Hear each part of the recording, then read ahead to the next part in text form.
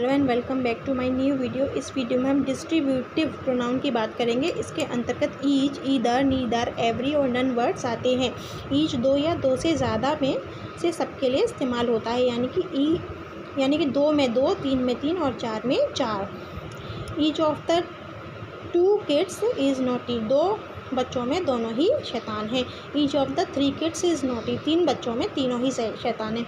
यहाँ मैंने दो बच्चों की बात की, यहाँ तीन बच्चों की बात की।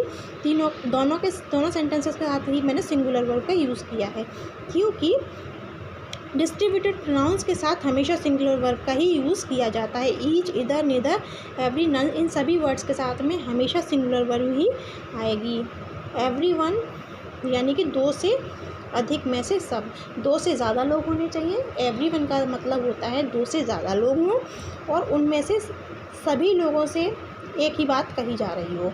Every one can dance on the dance stage, प्रत्येक व्यक्ति डांस स्टेज पर आकर डांस कर सकता है। तो हर व्यक्ति के लिए कहा गया है, यहाँ दो से ज़्यादा लोग हैं और हर एक व्यक्ति के लिए डांस करने को कहा गया है। ईदर दो में से कोई एक के लिए इस्तेमाल किया जाता है। जो ईदर शब्द है, दो व्यक्तियों में से किसी एक से बात कही जा रही हो, यानी दो व्यक्ति हो और उन दोनों में से किसी एक के लिए कोई बात कही जा रही हो, उसके लिए ईदर का इस्तेमाल होता है।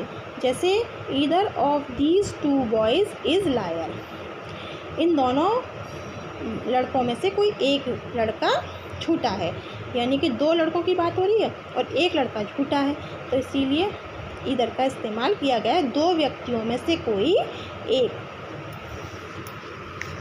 एनीवन, एनी या एनीवन, दो या दो से ज़्यादा में से एक। दो लोग हों या दो से ज़्यादा हों, उसमें से किसी एक के लिए जब बात कही जाए तो एनी या एनीवन का इस्तेमाल किया जाता है। जैसे any one of the 5 doctors is available in this hospital,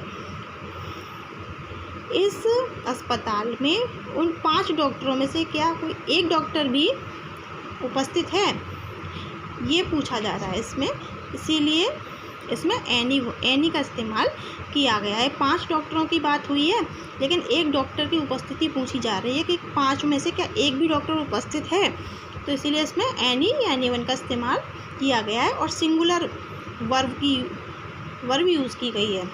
अच्छा, अब नीदर में क्या है, दो में से कोई भी नहीं।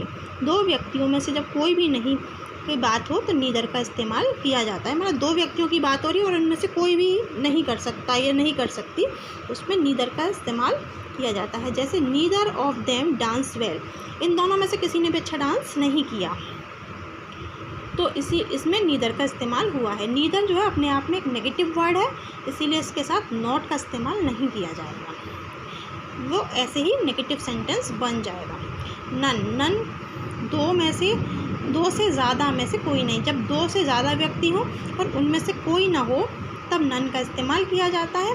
नीदर का इस्तेमाल दो में से कोई भी नहीं, दो व्यक्तियों में से कोई भी नहीं कर सकता ये काम, तब नीदर का इस्तेमाल होगा। अब नन, दो से ज़्यादा लोग हैं लेकिन उनमें से कोई भी कोई कार्य यदि न कर सके तो उसके लिए नन का इस्तेमाल किया जाता है।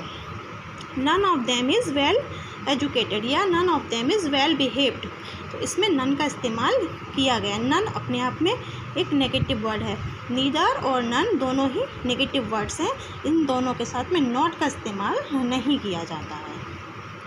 Each, neither, either plural noun के साथ आए, जब ईच, नीदर और ईदर प्लूरल नाउन के साथ आए तो द का यूज़ होता है, तो उससे पहले द का यूज़ किया जाता है।